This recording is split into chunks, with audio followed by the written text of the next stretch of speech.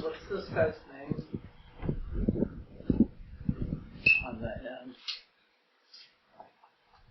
Oh, that is the man from Canada. Oh. They all moved up to Oregon at one point. Oh. Robert Rosefield? No.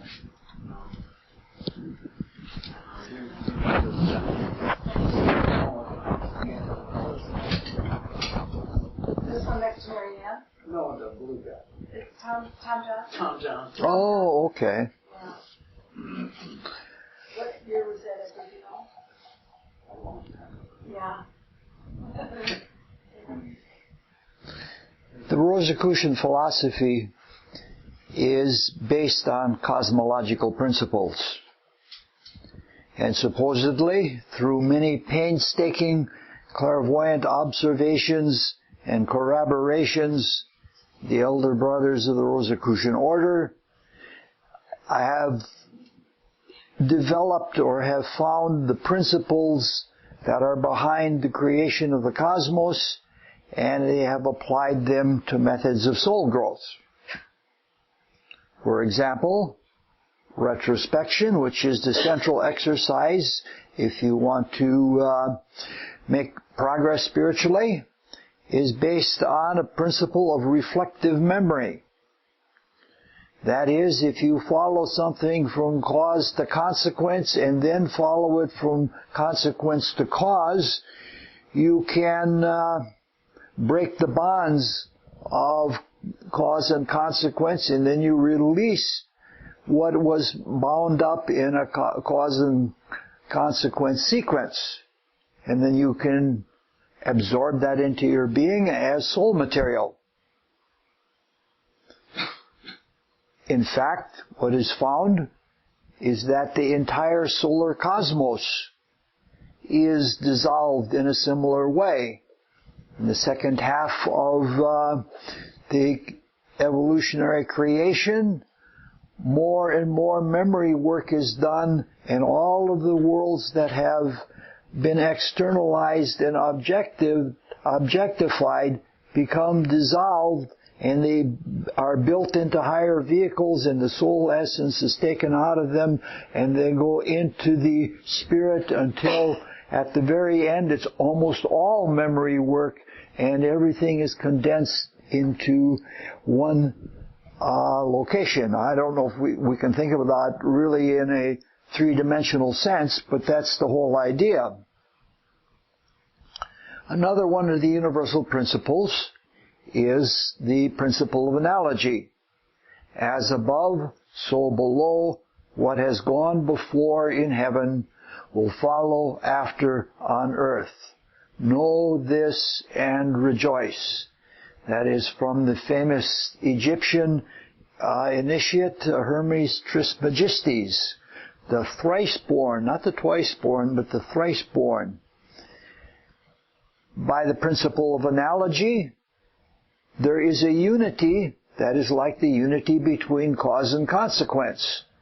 It is all one horizontally with cause and consequence, but vertically, the unity of the universal spirit is maintained by analogy throughout the different spiritual worlds that are emanations from the spirit itself.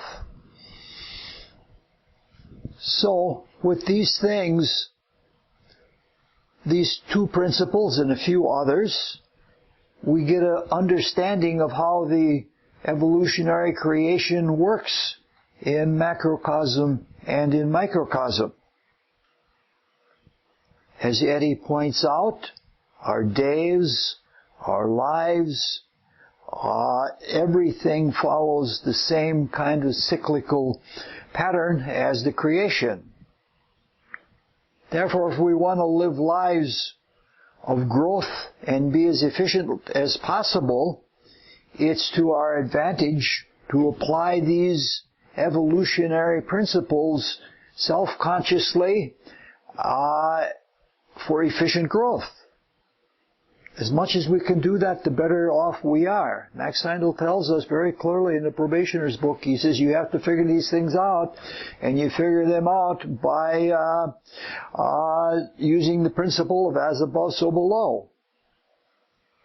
Now when we see and study the grand scheme of the evolutionary creation, we see that there's a lot of repetition, and the repetition is in the form of recapitulation.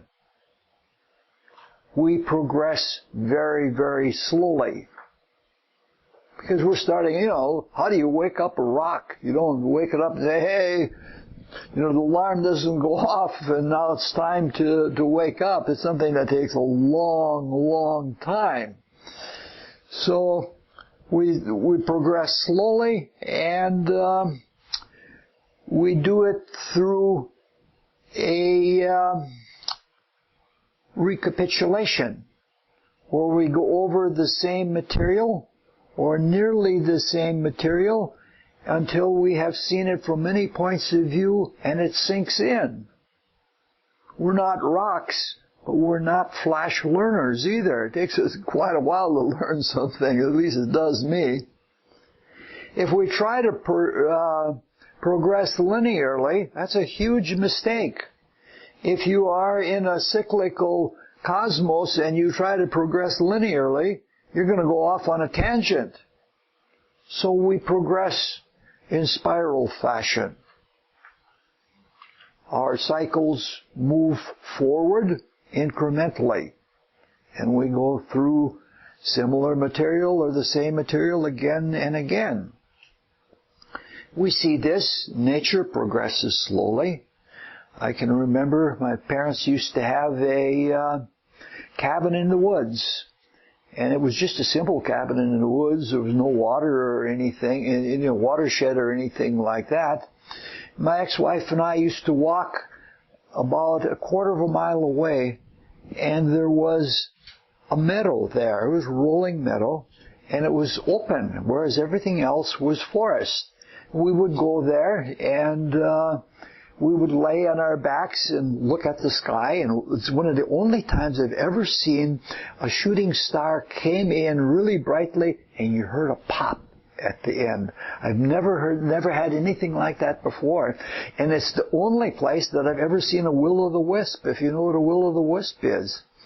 It's a place in the evening, when in the late summer, the moisture is condensing, and there's like a fog, and in certain little dips in the ground, it forms like a little form that's now it's there, and now it isn't there, and it's really a beautiful thing to see, and that's called a will-o'-the-wisp. It's just one of those Scotch terms that means something very subtle that you can't get your hands on. In fact, they even have a checkers opening that is called the will-o'-the-wisp. But going back there year by year, little by little tree seedlings came in. And if you go there now where there was this lovely little old meadow, it's now a forest. And that's, that's the way things go. Very, very slowly. One of the reasons for this is not just our density or the density of the other creatures that are evolving. It's because what we are learning is very deep, and it has to be taken slowly.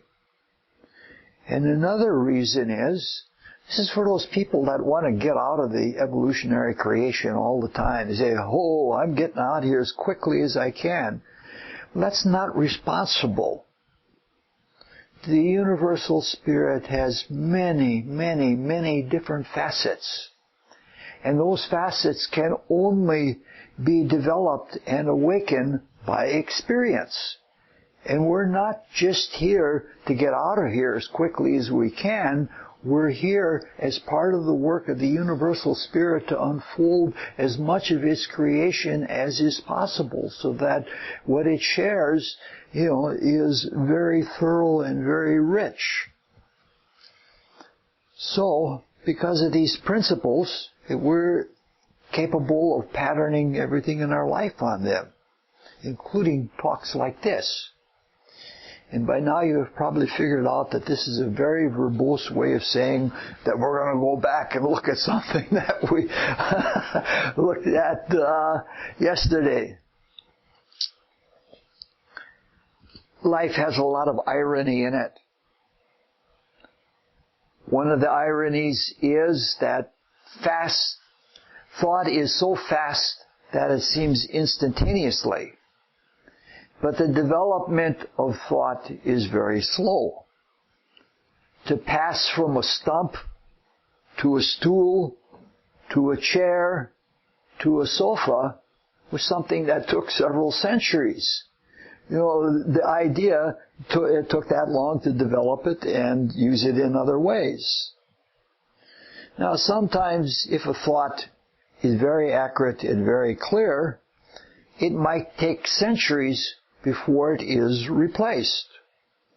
The best example that we have from history is the relationship of Einstein to Newton. It took 4 centuries from the time that Newton came out with universal gravitation before Einstein could improve on that. So, sometimes thoughts are so well stated that we take them for granted. And we don't even consider re-examining them. And this brings us back to something that we mentioned yesterday. In the talk yesterday, we talked about symptomatic actions. Symptomatic actions include false memories, mismemories, being unable to remember, confusing one thing for another. All of those sorts of things are called symptomatic actions. And we call them Freudian slips because Freud was the pioneer researcher that found those things. What Freud found was that these actions are symptomatic of the intents of the unconscious that are different from our conscious being. So we're not completely unified inwardly and outwardly. One may profess to being a kind, loving being, but yet may harbor some things completely unaware to oneself that we have those things in us. We often don't know what we have within us. Usually it's a universal law that the first time I saw it mentioned was by Madame Blavatsky and then mentioned later in history by Max Heindel, that we go along on a normal path and when we suddenly start to realize that there is a spiritual way of life and we commit ourselves to it, all of the things that were within us, as fast as we can handle it, are thrown to the surface. And suddenly we find that we have talents and abilities and insights that we never had before, but also a few monstrous things that we have in us. We don't often know what we have within us. And if we do, we don't know how serious things are inside of us. Now, the pseudo-self that we talked about last evening prefers to have it that way, because it's much to its advantage if it can stay hidden to us. It wants to be psychically invisible. It's not really a being, but it's got enough cunning in its pseudo-being that it knows this. Now, when most people hear this, not necessarily in this group, they protest because they say, we know we're good people. And even for ourselves, we say, well, we're basically decent people. Well, if we're really good, why aren't we initiates? We can't, if you're that great, show me. There's a lot of need in the world for people who are initiate, for saintly people, the truth of the matter is that as we are in our waking consciousness now, we're pretty good people. We help the world. We have positive attitudes, and we put good stuff in the world. But there is plenty that is unregenerate in ourselves that keeps us from really progressing spiritually. We have to recognize that that's a fact. We can't be trusted to be given higher forces because sometimes we lose our temper. If we lose our temper, we could zap somebody and that would be the end. Now there's a lot of need for really good people with spiritual powers. I gave the example last evening that shows that sometimes we're not in control of what comes out of us. And to some extent, egoism is founded in competition. I'm better than you are, or I bested you in this. In the last several days, I just ran into that kind of a situation. I didn't know what to do with it. And suppose, it's an example that's happened to me, I assume that it's probably happened to most people, in a moment of dire need and in a moment of trust, somebody wants to get something off their chest and they confess something to you and you say to yourself, I'll keep this secret. And sometimes we have fallings out with people. And sometimes when there's something like that, the first thing you know, you throw it back in their face. And you hate yourself for that. Because it's one of the most sacred trusts that has been given to you, you have violated. So, from when we have moments like that, they aren't often, we can see that in trying to compete with somebody, we'll do anything we need to in order to slap them down. When that happens, we say, I don't know why I did that. I don't know what made me do that. And people who are really in denial will say, the devil made me do that. Sometimes we would almost rather put the blame on anything than admit to ourselves that there's something in our consciousness that is not healthy. Something that actually calls some of the shots of our life. What we're dealing with is it's not a simple process. We seem to be awake and clear. But our waking consciousness is not all one thing. In our waking consciousness, sometimes part of it is one way and part of it is another way. I don't know how to say it because we are not subtle enough and we are not pure enough. We're not concentrated enough so that we are all one thing. So that we have love and only love on our mind, for example. Though sometimes I approach that with sex. I don't know how to say it any other way, but so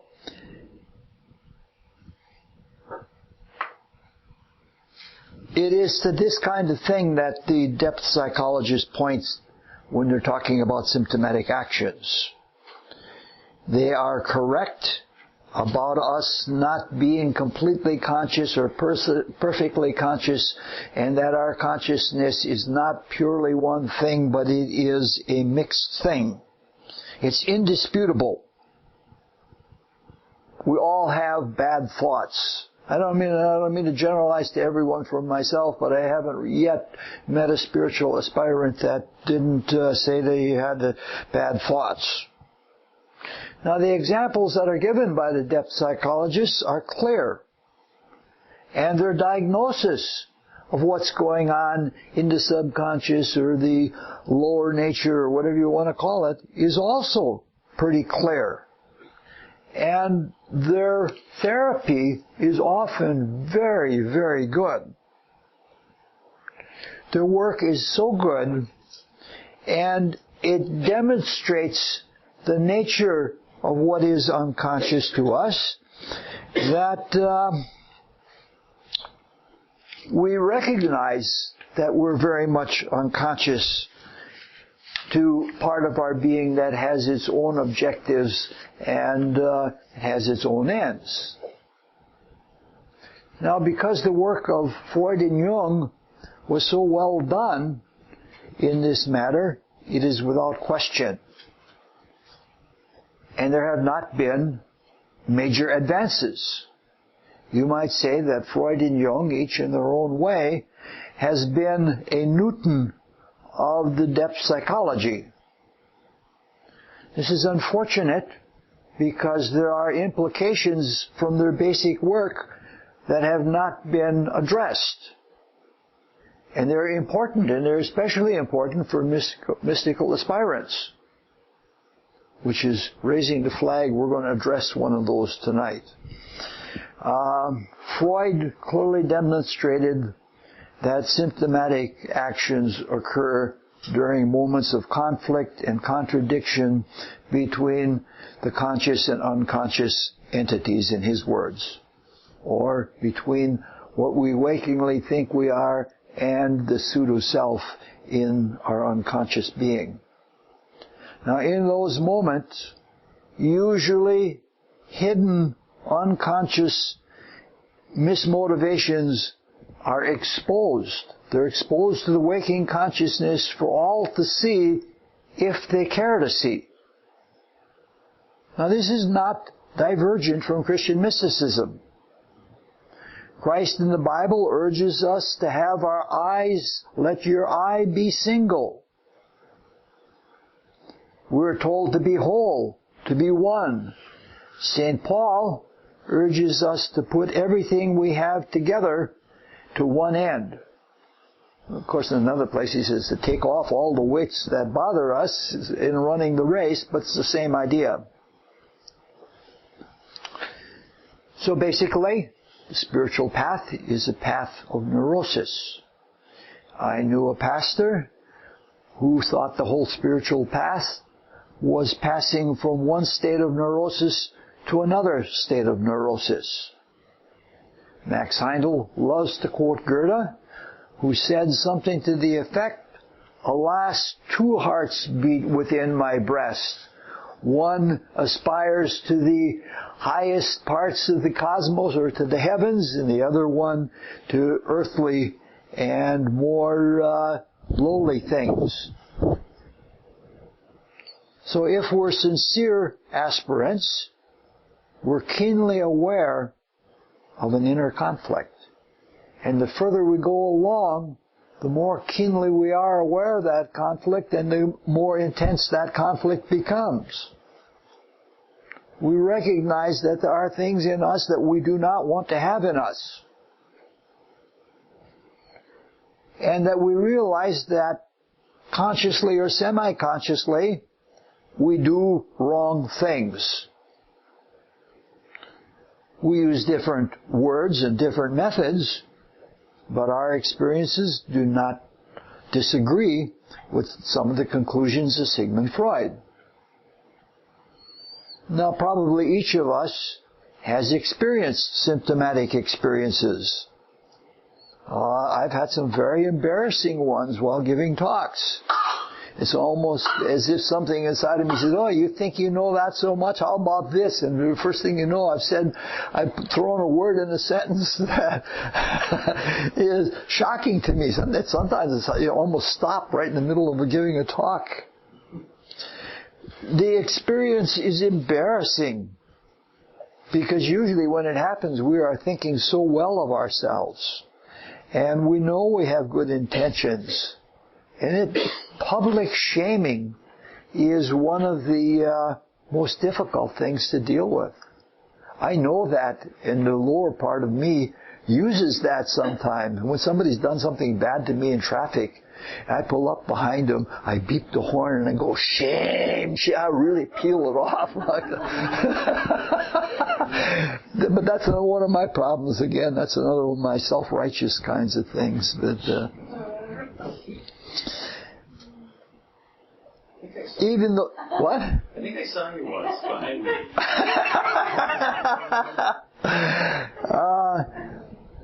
So public shaming is a difficult thing, but it exposes us to something that we cannot deny. We may try, but, after a while we become, like Paul says, I, Paul, prisoner of Christ. We become prisoners of truth, and we don't even want to try to cover up anything anymore. Sometimes it's mortifying and disgraceful, and it's always uncomfortable. If you're divided, and the division is waked up and it's active, it's got to be uncomfortable. Now, what the depth psychologists describe when this happens is they say this happens when there's a conflict and a contradiction within a divided self. But it doesn't answer some of the fundamental questions of how and why this happens. The conscious part of our personality cannot participate or cannot force in the part of us that's something that's from the part of us that's unconscious. If you don't know something is there, you're in the dark, you can't force it out. So that can't be the origin of a symptomatic action. And if you think about it, if the lower nature is the adversary, why would the adversary expose itself in this kind of thing? The more it can keep its attentions hidden or unconscious, the better it is. So why would it ever want to do that? If the consciousness can't force something, and it is not to the advantage of the unconscious, why does it happen? One of the only things that makes sense in this is that there is something else that is inside of us. Something else that we are also unconscious of. And this something else has to be more powerful and more knowing than the pseudo-self, than that lower nature, because it can expose all of its machinations. Obviously, that which is within us, that it has this kind of power and that can force this kind of action, has to be good. In the highest sense of the word, good. Because it always promotes the health, the psychological health, the spiritual health of the person that is in this kind of a situation. It doesn't even try to harm the lower nature. It almost treats it like shaming, like a bad little child or something like that. Did you really kill that butterfly? That kind of a thing. And if you do that right, and if you do that lovingly, it's not going to happen again. Now, in his later years, Freud did try to include something like this into his conception of the entire personality. He called the waking personality the ego with a small e, and he called what we call the pseudo-self or the lower nature, he called that the id. And the other part he called the superego. But it was a concept that was never spiritual.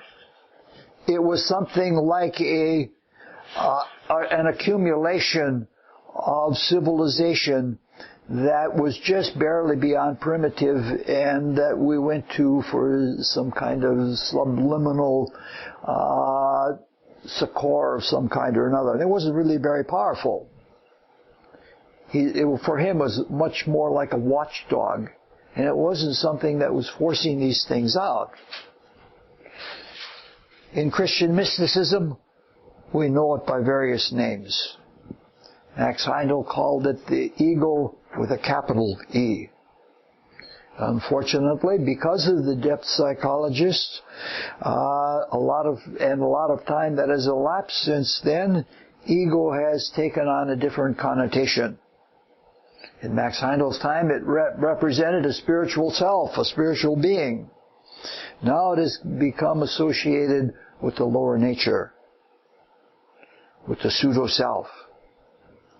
Ego used to mean divine self. Now it means something of petty human vanity. As we say, this person has egomania. They think of themselves only. By whatever name, what we're speaking of, this thing that is powerful and hidden and good, is a divine being. This is our true self. For the most part, this is really embarrassing, because for the most part, we're unconscious of our true nature. And we're even unconscious of the extent of our unconsciousness. There is a quote, I've tried to look for it all over, but I can't find it. I think it was originally from Beethoven, where he says, whoever made the quote, that in every act of creation there is something that transcends the Creator, and it's as if given by a God. Something of that order. And maybe some of you might know the quote. It goes something like that. It is as though creations come from God. And this is true. Surely everything is from God the Almighty, the Universal Spirit, but more directly, it is from God with a small g. The God that is used when the biblical Christ says, "Know ye not that ye are gods?" So what we're trying to say is that for the most part, we are unconscious of our true divine nature. We are unconscious of our true divine nature. We're speaking here of a threefold spiritual entity. A spirit, something very subtle, something very universal, something very powerful, something very divine.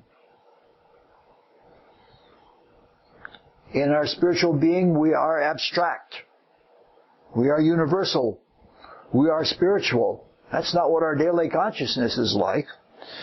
That's very different from our concrete personal being. Not only very different, many magnitudes of different from our conscious being. Alluding in a very mild way, the Bible says of this, the ways of men are strange from the ways of God. God does everything totally, wholly. In fact, that's the way you can tell whether you are in touch even a little bit. When you have that feeling that God is in its heaven and everything is all right. Then no matter what happens, things are going to come out right. This is the kind of positivity that Max Heindel had as an initiate. And he says that every initiate has. It's a positivity that what your enterprise is not going to be overcome. Many people, in fact I would say probably most people, who have a baptism of the Holy Spirit are so shocked by what they experience that they don't realize that's really their true self. That's really their true nature. And a lot of them, for a long time, think that it was something that came from outside of them and that was put upon them, rather than that they waked up to something that was in them all the while.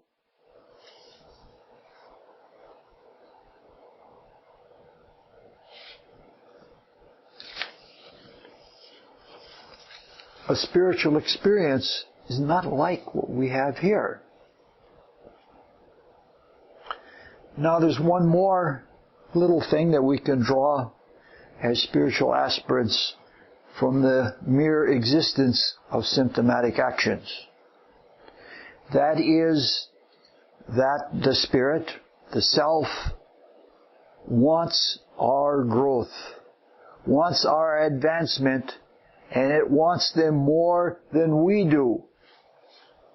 It wants them so much that it forces the lower nature out into the open.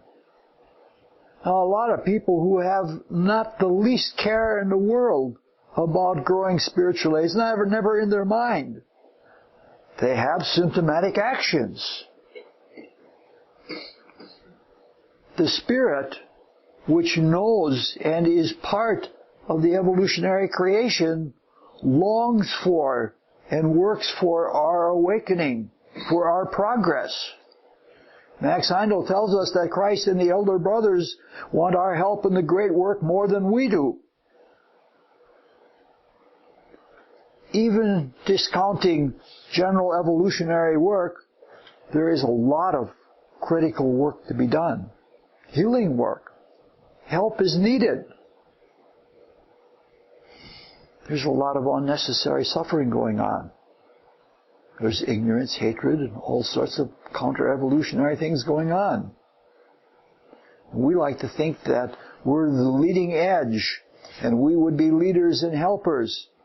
And we fall into misadventures ourselves. We get into all kinds of petty things.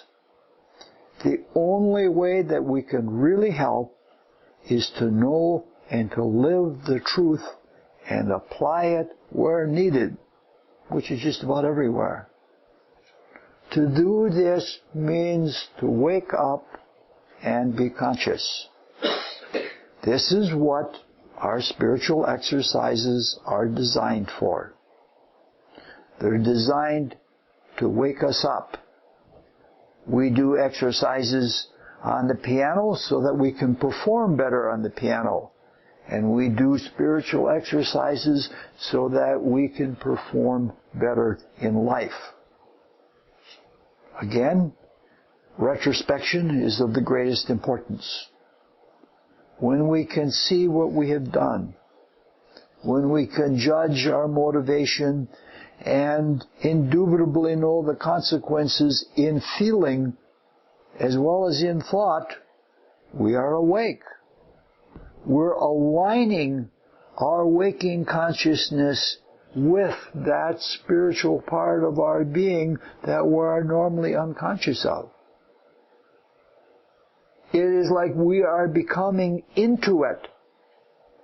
We are waking into it, and it's almost like a dawn, where the light comes and it gets more and more light, and it's just things open up and our consciousness expands.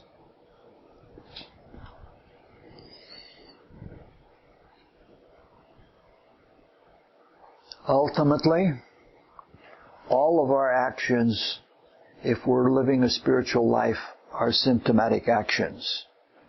Doesn't mean that we're all the time neurotic, but symptomatic means not necessarily a neurosis. It just means that the actions are what we really are and what we really are not. These talks about unconsciousness, which in absolute does have intrinsic value, but in manifestation is almost our enemy, something to be overcome. At best, it indicates where we most need work. It's the dark spots in our consciousness. Consciousness, waking consciousness, is, as Goethe said in his deathbed after an entire life of working at it, light. More light. Now, for the past few minutes, we've been speaking of our unconsciousness and our true spiritual nature, our divine selfhood. We need awakening. We need awakening to that as we do to our entire life. We need that. And we may call it spiritual rebirth, or we may call it enlightenment. The fancy term is palingenesis, to know yourself. But that is what all of the mystery schools taught. Know yourself. And yourself is not just knowing yourself in a little way. It is knowing yourself in that divine sense. Consciousness, waking consciousness, is a quest for light and more light. Now, for the past few years, my attention has been called to a metaphor that I've mentioned several times in these talks. And the metaphor keeps growing in my consciousness in its importance and in its expression. And that metaphor is that our consciousness is like a tiny island in a vast ocean of unconsciousness. The wondrous and beautiful things that there are on that isle are still little things. As my awareness of this metaphor has opened up, it's very tiny awareness, the metaphor continues to be apt. For instance, the isle is solid. It's graphic. It's distinct. Just as our consciousness within this world is distinct with regard to the things we know. On the other hand, the ocean is fluid. Everything flows into the ocean. Everything flows from the ocean. And everything in the ocean is fertile for life. That's what the universal spirit is. The spiritual worlds of which we are mostly unconscious are like that. They are fluent with almost unbelievable subtlety. We have to become very subtle beings in our consciousness to realize these subtle spiritual worlds that we are living in. As one person put it, being in control of every thought, every emotion, every desire is like taking and greasing your hands and trying to catch a fish. It's a very subtle thing that gets away from you. The unity of the universal spirit obviously permeates everything like the entire ocean is permeated. If we are spiritual aspirants, we're aware of some of our thoughts and some of our desires and some of our etheric activity. But we're unaware of much of it. And that's only in the psychic worlds, to say nothing of our true nature in the spirit. Rarely are we aware of our thoughts and emotions as others see us, or as we see other people.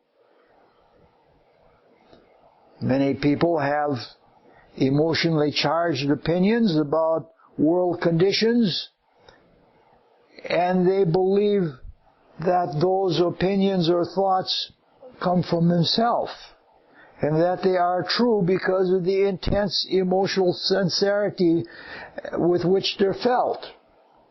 Some people say, well, that's healthy patriotism. And they say that even when they take on a war psychosis. Some of the things that are being said in this campaign for the next presidency, wow, I say these people are warmongers. If they're told that they're responding to a race spirit or a religious spirit, and that their thoughts are really not derived from themselves, they don't believe you.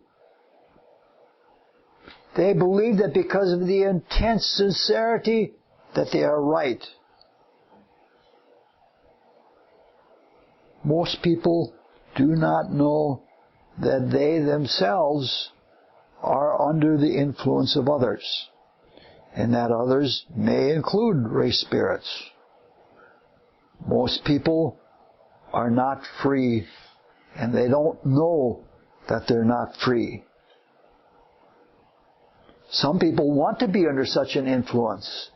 I was just amazed at it. I could see that some people become comfortable under a race spirit and the cultural things that it uses to guide people. But remember a few years ago in Serbia, the whole Yugoslavian Empire, or how do you call it, unilateral country of Yugoslavia was breaking into ethnic and religious factions or sub-countries. And the Serbs wanted to create a Serbian reality. They didn't want to be universal people. They tried everything they could to make what a race spirit would normally do. They felt sheltered in that. This is why I think things like the breakup of Yugoslavia happened. I believe that Christ is trying to get people away from race spirits. I believe this is even why there are genocides like there are in Rwanda and Burundi, because the tribal spirits, national spirits are being withdrawn and people are left to their own, and all they have is a residue of violence in the desire body, and so they commit genocide and things like that. We think we really want to go forward, but I don't think we're really that sincere about wanting to go forward. We've always looked at the United States as being the melting pot, where eventually everybody's going to unify together and we're going to be all one kind of humanity. Europe used to think the same way, and now that they have at least 8,000 a day of refugees coming in, there's a lot of people saying, hey, we're losing our French identity. Well, maybe that's what's supposed to be happening. Maybe there can't be a unified spirit until we all are together. So, it's a little diversion, I'm sorry. At least I'm not pounding my hand in my fist yet.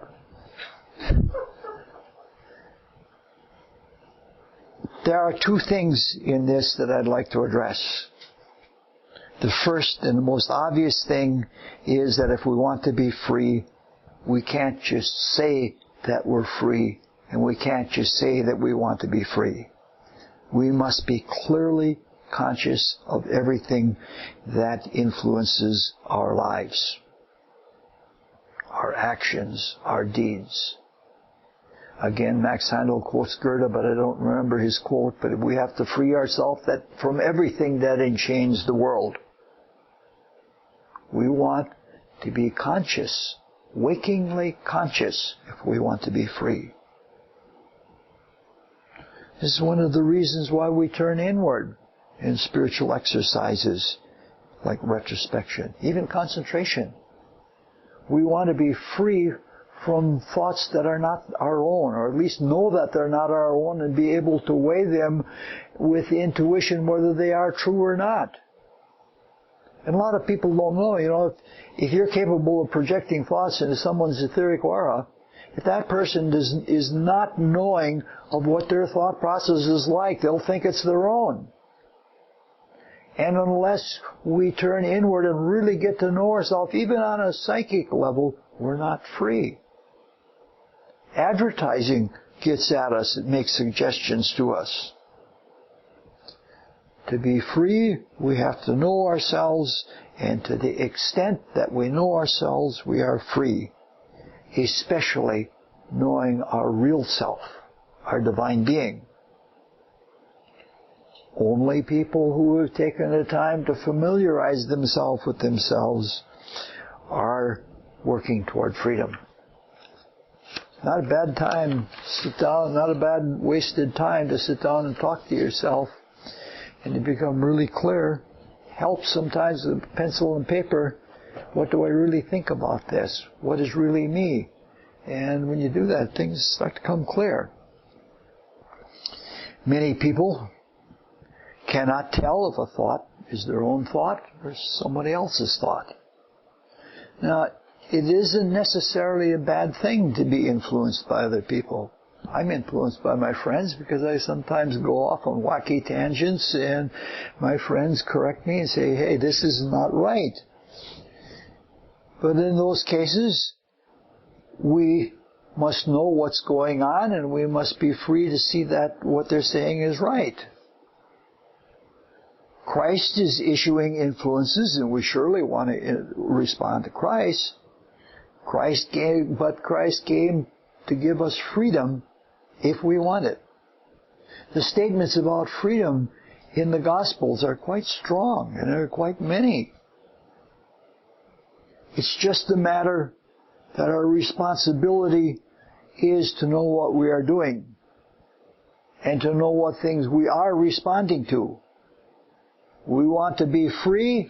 We have a right to be free. We have a duty to be free, but we must be conscious of the fact that freedom is really freedom and that it bears a responsibility. If we're free and we act, our act is a creative act. It comes from the Spirit. And we're responsible for our children. What our creations are what we are putting into the world. That's a heavy responsibility. The other thing about the general influence and its nature and what that means to us, we can take us back to the metaphor. The ocean that girds the earth has hot spots and cold spots and some areas of more salinity and some of less salinity, and all these cause currents. The universal spirit and all of the worlds within it are beyond subdivision. The universal spirit is universal. It still is behind everything. Again, to quote Bobby Stevens, who I love very dearly, there ain't nothing but God. Yes, there are distinct differences between the world of thought and between the desire world, but they're not as rigid as we tend to think here in the physical world. It's not like walking off a cliff into thin air and falling down. And we experience this, but we don't take note of it. Suppose we're listening to a piece of music. A piece of music that was created in the concrete subdivision of the world of thought. It's a thought form. But when we listen to it, we have feelings, we have emotions, and it is so unified, and the desire stuff, to use mechanical terms, the desire stuff flows into the thoughts, and the thoughts into the desire stuff, that we can't separate our feelings from our thinkings. This is the way things are in the spiritual world. And it's only when we have that overarching, interpenetrating unity that we can have an entire experience. When it comes to the transcendent worlds, world of human spirit, of life spirit, the fluidity is even greater. And the world of life spirit, which transcends self into the stuff that self is made of, you may say the life spirit is selfness. There's almost, if not totally, no distinction between self and other. It is all other. Altruism isn't an exercise. It isn't a perspective. It is a fact of reality. The life spirit is all loving other.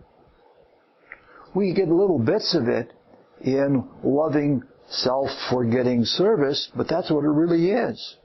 We live in a consciousness that is all other. Can you imagine what it's like to be ego-free in that kind of consciousness? Wow, that's really something. In this, if the ocean is like life spirit, we are all like little eddies in it. Necessary little nothings in an ocean of life spirit. We share it all in common, much more in common than we really conceive. the shared unity of the inner worlds is not an intellectual concept that was created by Max Heindels and others to convey experience. It's a reality, an almost palpable reality. So much so that it's confusing to a lot of people, even when you're just entering the psychic world, the lower desire world. It's so obvious that its existence has been inferred by people who are not mystics and people who do not perform spiritual exercises. For example, Carl Jung called this unity a collective unconscious. His understanding was not as comprehensive as Christian mysticism, but it was clear and it was indubitable that there is a collective one that we all share. So, as much as we're responsible for what we create in freedom, we are responsible for what we know. We cannot have waking conscious experiences of the spiritual worlds and live profanely.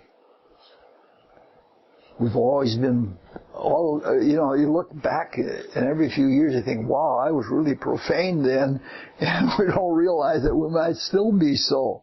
We can't live that way anymore. We can't live as we've always lived. We have to live with regard to others. And in this, Christ is the other. It's that wonderful thing where the unity of the Christ being in life spirit is the other and a one all at the same time. This is why it's one of the most powerful statements in the entire Gospels. Greater love hath no man than he lay down his life for his friends. The tricky part about this is that we have a responsibility to ourselves at the same time.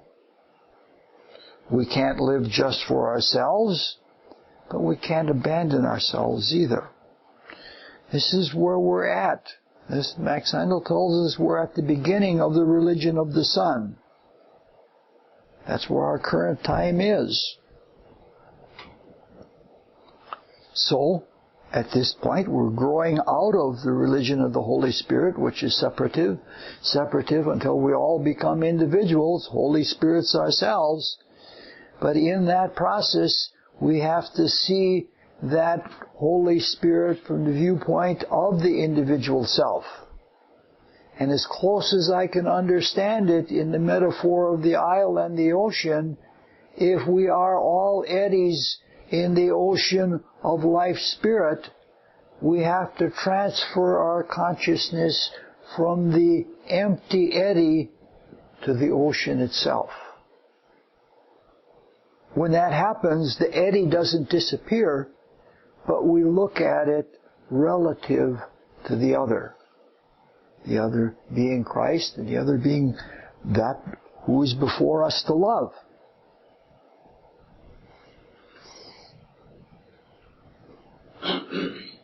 This is a hard thing to do, but it's what we're asked to do.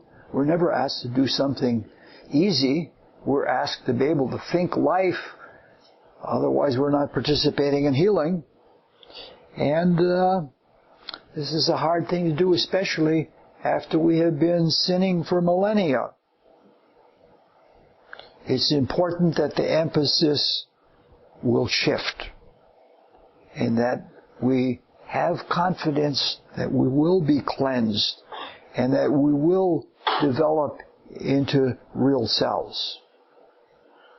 It's probably correct for us to understand that our future is going to be more spiritually shared. And that's what the life of the Spirit is. You can't say my spirit and your spirit. That's material thinking. That's as far as I want to go with it. We've talked about unconsciousness. We've talked about the darker side of unconsciousness, and now we're talking about the brighter side of it. I hope this has been helpful. I hope it's been encouraging, and I hope we can all say, with the man whose birthday it is today, light more light. So let's close with the Rosicrucian prayer. Student's prayer. O God, increase our love for Thee, so that we may serve Thee better from day to day. Let the words of our mouths and the meditation of our hearts be acceptable in Thy sight, O Lord, our strength and our Redeemer. I hope you've had a good week. I've had it. It's been hard. It's just raced right by me. But it's been fun all the way through. So whose birthday is it today? Gerda. Gerda? Yes. On the 28th. Johann Wolfgang Gerda. Germans have that thing about wolves. Yeah. Yes.